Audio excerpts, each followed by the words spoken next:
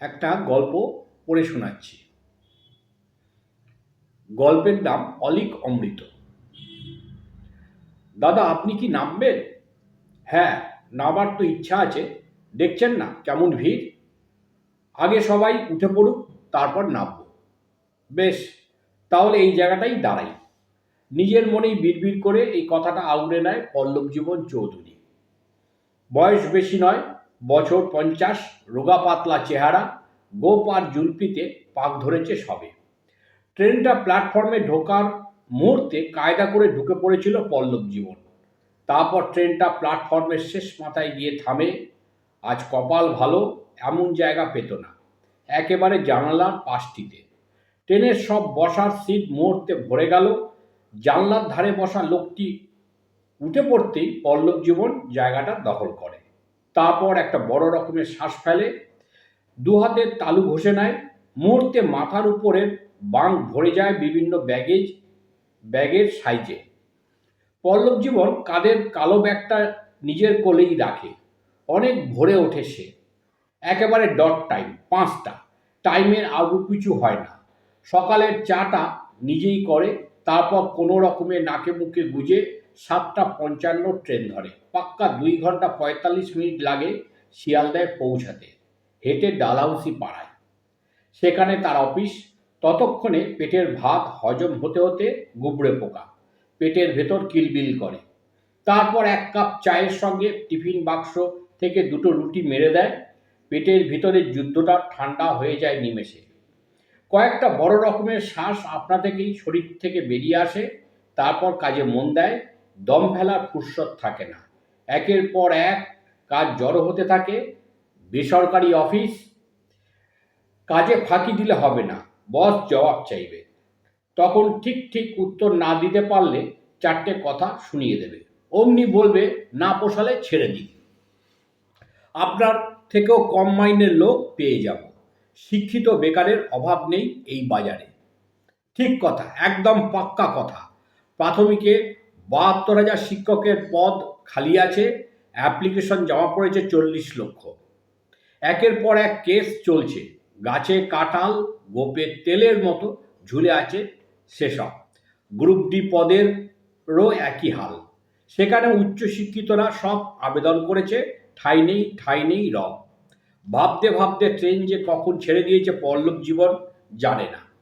বাইরের ফুরফুরে বাতাস ঝামড়ে পড়েছে তার গায়ে। আহ, কি আরাম! ঘুম একটু একটু করে 2 চোখে ছড়িয়ে পড়ছে। চোখের সাদা অংশে সদ্য পাকা কুলের রং ধরে। তবুও তাকায় না। তাকালেও চলতো। ট্রেনটা কোথায় এলো তা জানার প্রয়োজন নেই। সে তো যাবে শেষ স্টেশনের আগের স্টেশন, বয়রা। এখনো অনেক দূর, অনেক সময়। বগিতে বেশ ভিড়। সামনে দাঁড়িয়ে আছে কম বয়সী ছেলেমেয়েরা, কথার কুলকুলানি। সবাই যেন উঠতে উঠতে কথা বলছে, হাসছে। সেই হাসি অনিন্দ্য সুন্দর। তন্দ্রার মধ্যে থাকলেও পল্লব জীবনের কান সজাগ থাকে। সবাই পরীক্ষা দিয়ে ফিরছে। অনেকের বিশ্বাস চাকরি পাবেই পাবে। চোখ খোলে পল্লব জীবন, আশপাশ তাকায়। সামনে দাঁড়ানো ছেলেটিকে অল্প চোখ মেলে জিজ্ঞেস করে, আজ কি পরীক্ষা ছিল ভাই? গ্রুপ ডির। কেমন হলো? ভালো, পাশের মেয়েটি চট করে বলে। মেয়েটির দিকে তাকায় পল্লব জীবন। বেশ হাসিখুশি, ফর্সাও। তার মেয়ের বয়সী, সেও পরীক্ষা দিচ্ছে, একটার পর একটা। কোনোটাই কাজে লাগছে না। প্রায় দিনই স্টেশন থেকে চাকরি সংক্রান্ত সাপ্তাহিক কাগজগুলো কিনে আনে। তারপর গুচ্ছের টাকা ব্যাংক ড্রাফট সমেত অ্যাপ্লিকেশন জমা দেয়। বিভিন্ন সেন্টারে গিয়ে পরীক্ষা দেয় ওই পর্যন্ত। বাবাকে অনেক দিন ধরে বলছে কয়েকটা জেনারেল নলেজের বই কিনে আনতে। ওই পথ দিয়ে আসে। কলেজ স্ট্রিটে পুরনো বইয়ের দোকান ঘুরতে ঘুরতে কম দামে বেশ কিছু জিকের বই কিনে নেয়। তারপর বিভিন্ন বিষয়ের ওপর সেগুলো তার সাইড ব্যাগের ভিতর আছে। ব্যাগটা আরও কোলের কাছে এনে আবারও নতুন করে চোখ বুজে। ছেলে মেয়েগুলো তাদের নিজেদের মতো হাসি ঠাট্টা করছে, যেন তারা চাকরি পেয়ে গেছে, এবার বুঝি উড়বে, তাদের স্বপ্নগুলো সাকার হবে, আশ্চর্য লাগে তার। পল্লব জীবন এক সময় চোখ খোলে, ঘাড় ঘুরিয়ে আশপাশ তাকায়। ট্রেনটা প্রায় ফাঁকা, কেউ আর দাঁড়িয়ে নেই, অনেকটা পথ চলে এসেছে, বসার সিট অনেক ফাঁকা। তার পাশের সিটও খালি পড়ে আছে। ট্রেনটা এখন লাফাতে লাফাতে দ্রুত গতিতে এগিয়ে চলছে। চাকার শব্দ বগির মধ্যে প্রবল, তার মধ্যেও কাদের যেন কথালাপ শুনতে পায়। প্রতিটা শব্দ, প্রতিটা বাক্য স্পষ্ট হয়ে উঠছে তার কাছে। পল্লব জীবনের কান কুকুরের মতো খাড়া হয়ে ওঠে, এদিক সেদিক তাকায়। কারা কথা বলছে? রাশি রাশি যন্ত্রণার কথা। আহা উহু চুকচুক নয়, ভয়ঙ্কর যন্ত্রণার চিৎকার। কোথা দিয়ে আসছে? এই লোকগুলো শুনতে পাচ্ছে কি? তারা তো তত আকুল নয়, নির্লিপ্ত ভঙ্গিমায় বসে আছে। পল্লব জীবন আবার স্পষ্ট বুঝতে পারে সেই প্রবল চিৎকার। ঝট করে উঠে দাঁড়ায়। উল্টো দিকের লোকটা ঘুমিয়ে কাদা, সে কি শুনতে পাচ্ছে না? ব্যাগটা কাঁধে নিয়ে সেই মানুষগুলোর কাছে যায় পল্লব জীবন। তারপর ঝুঁকে পড়ে জিজ্ঞেস করে, আপনি কিছু শুনতে পাচ্ছেন কি? উল্টে মোটামতো এক ভদ্রলোক প্রশ্ন করে। মানুষের কথা বলা, প্রবল চিৎকার। ভদ্রলোক পল্লব জীবনকে আগা পাঁচতলা পরখ করতে করতে বলে, দেখে তো মনে হচ্ছে ভদ্রলোক মালটাল খেয়েছেন নাকি? কেন, গন্ধ পাচ্ছেন নাকি? নেশার ট্যাবলেট? তার মানে? মানে যেটা তাই বলছি। আমি ঠিক বলছি, আপনি শুনতে পাচ্ছেন না, কিন্তু আমি শুনতে পাচ্ছি। অনেক মানুষের প্রবল চিৎকার, কথা বলা। আমি কিন্তু পাচ্ছি না মশাই, আপনিও শুনতে পাচ্ছেন না? মোটা ভদ্রলোকের পাশের জনকে জিজ্ঞেস করে পল্লব জীবন। না বলে উঠে দাঁড়ায় লোকটি। পরের স্টেশনে নামবে, ট্রেন থামে, অনেকেই নামে। পরের স্টেশনে নামতে হবে পল্লব জীবনকেও। প্রায় খালি বগি, পল্লব জীবনের মতো কয়েকজন ছড়িয়ে ছিটিয়ে বসে আছে। আবার ট্রেন চলতে শুরু করে। ট্রেনের প্রবল শব্দকে এখন ছাপিয়ে যায় অনেক মানুষের কথা, গমগমে চিৎকার। এরকম আওয়াজ সে মিছিল মিটিংয়ে দেখেছে বহুবার। কথার উৎস খুঁজতে খুঁজতে কালো ব্যাগের দিকে চোখ যায়। হ্যাঁ, এখান থেকে আসছে বোধহয়, নিশ্চিত হয় সে। কথার চোটে নড়ে চড়ে ওঠে কালো ব্যাগটা। তারপর প্রবল ঝাঁকুনি। শব্দের উৎসকে শনাক্ত করতে পেরে পল্লব জীবনের চোখ জোড়া চকচক করে ওঠে। এও কি সম্ভব? মনে মনে ভীষণ উল্লসিত। তারপর ব্যাগের চেনটা চটাং করে তাড়াতাড়ি খুলে ফেলে। অবাক হয়ে যায় পল্লব জীবন। চোখ জোড়া আরো বড় হয়ে ওঠে। রাশি রাশি বর্ণগুলো ভয়ঙ্কর বেগে হুড়মুড়িয়ে ব্যাগের ভেতর থেকে বেরিয়ে পড়ছে। প্রবল বাতাসের মধ্যেও তারা উল্লসিত, উৎফুল্ল, প্রবল চিৎকার। সেই বর্ণগুলো আকার পেয়েছে লক্ষ লক্ষ ছেলে মেয়েদের মুখের আদলে। তারা যেন এক একটা শব্দ হয়ে উঠছে।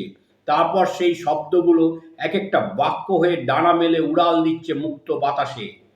তারপর আরো উপরে উঠে যাচ্ছে, আরো উপরে। পল্লব জীবন চিত্তারপিতের মতো তাকিয়ে থাকে সেই দিকে। তারা সমস্বরে হৈ হৈ করে বলে উঠছে, একবার নয় বারবার, আহা এবার কি আমরা মুক্তি পেলাম মুক্ত বাতাসে? পল্লব জীবনের সমস্ত ক্লান্তি নিমেষে উধাও হয়ে যায়। ভালো লাগে তার। সে দু চোখ ভরে তাকিয়ে থাকে সেদিকে, খুব খুশি হয়, শিশুর মতো হাততালি দিয়ে ওঠে। তারপর তার সমস্ত উচ্ছ্বাস ফাটা বেলুনের মতো চুপসে যায়। ট্রেনের আলো আধারিতে সেই মুখগুলো ক্রমে ক্রমে কালো হয়ে যাচ্ছে। অদ্ভুত এক কালো ধোঁয়ায় ভরে যাচ্ছে চারপাশ। সেই দেখা অচেনা অজেনা মুখগুলোর উজ্জ্বলতা এখন আর নেই। সবাই কেমন ম্রিয়মাণ। ভিতরের উচ্ছ্বাস হারাতে হারাতে মরা পাতার মতো খসে পড়ছে এক এক করে মাটিতে। 2, বাবা আমার বইগুলো এনেছো? ঘরে ঢুকতেই মেয়ে জিজ্ঞেস করে। হ্যাঁ এনেছি। বলতে বলতে পল্লব ব্যাগ থেকে 5-5টি জিকের বই বার করে মেয়ের হাতে দেয়। মেয়ে বই হাতে পেয়ে ভীষণ খুশি, যেন সে বলতে চায় এবারে আর কেউ চাকরির পরীক্ষায় হারাতে পারবে না, চাকরি একটা পাবেই পাবে। মেয়ের দিকে তাকাতে তাকাতে পল্লব জীবনের মনে হয় নিজের চোখ জোড়ায় যেন কেউ জল ছুঁড়ে মারছে। বাবা এতগুলো! বলতে বলতে মেয়ে এক ঝটকায় বইগুলো বুকে চেপে পাশের ঘরে চলে যায় লাফাতে লাফাতে। গিন্নির হাতে ভেজা জামাটা ধরিয়ে দিয়ে বনবন করে ঘোড়া ফ্যানের তলায় বসে একটুক্ষণ চোখ বোঝে পল্লব জীবন। তারপর চোখ খোলে। টেবিলের ওপর রাখা কালো ব্যাগটার দিকে চোখ যায়।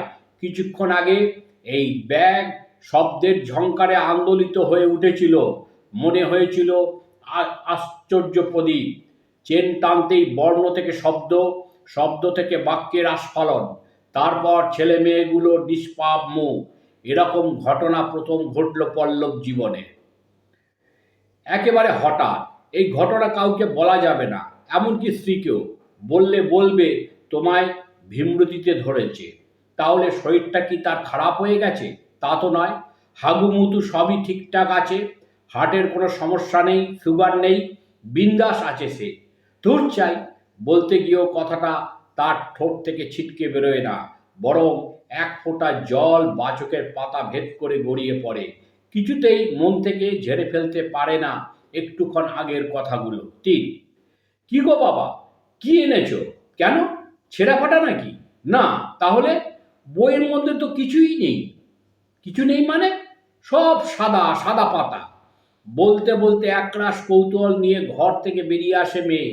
তারপর বাবার হাতে বইগুলো ধরিয়ে রাগত স্বরে অভিযোগ করে, দেখো কি এনেছো, একটু দেখে আনবে তো। স্ত্রী বইগুলোর উপর ঝুঁকে পড়ে বলে, সত্যি তো, মেয়ে তো ঠিক বলেছে। আমি তো অবাক হয়ে যাচ্ছি। পল্লব জীবন চোখ জোড়া বড় বড় করে বলে, তা বলে কি আনছো, সাপ না ব্যাঙ, তা দেখবে না? স্ত্রীর কথাগুলো যেন বর্ষার ফলার মতো পল্লব জীবনের চোখে এসে বেঁধে।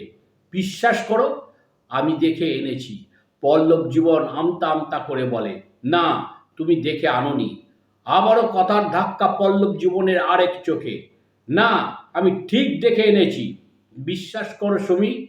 তারপর মেয়ের দিকে তাকিয়ে পল্লব জীবন ব্যাকুলভাবে বলে, হ্যাঁ রে মা, আমি দেখে এনেছি, পড়েছিও। পর্ণমোচী ফুল কোন সময় ঝরে যায়। তারপর তারপর সেন বংশের প্রতিষ্ঠাতা কে? কত সালে স্বামী বিবেকানন্দ শিকাগো ধর্মসভায় বক্তৃতা দিয়েছিলেন। 30 লিটার দুধে কত লিটার জল মেশালে দুধের দাম লিটার প্রতি 5 টাকা 25 পয়সা হবে। বিশ্বাস কর মা, আমি পড়েছি। তোমাকে বইওয়ালা ঠকিয়েছে, ফেরত দিয়ে আসো। বলতে বলতে পল্লব জীবনের মেয়ে খুব মুখ কালো করে ঘরে চলে যায়। তার মনে হয় এই বুঝি মরা পাতার মতো খসে পড়বে মাটিতে। সেদিকে তাকিয়ে পল্লব জীবন ক্ষিপ্র গতিতে একটার পর একটা বইয়ের পাতা উল্টাতে থাকে। তারপর চোখ জোড়া ঝাপসা হয়ে যায়। আমার গল্প সমগ্রের প্রথম খণ্ডের আরেকটি গল্প পাঠ করলাম। বইটা বেরিয়েছিল চিন্তা প্রকাশনী থেকে গত বছর 2024-এ। যদি ভালো লাগে গল্প, তাহলে সংগ্রহ করতে পারেন। ভালো থাকবেন সবাই।